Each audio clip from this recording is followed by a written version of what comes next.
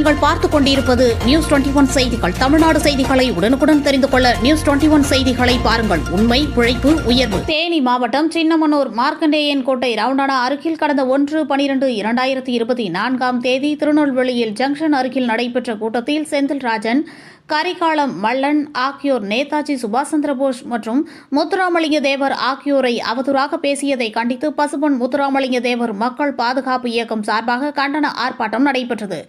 இந்த ஆர்ப்பாட்டத்தில் இவர்களை உடனே கைது செய்ய வேண்டும் எனவும், நடவடிக்கை எடுக்காவிட்டால் மிகப்பெரிய போராட்டம் நடத்துவோம் என்றும் முத்துராமலிங்க தேவர் மக்கள் பாதுகாப்பு இயக்கம் சார்பாக தெரிவித்தனர்.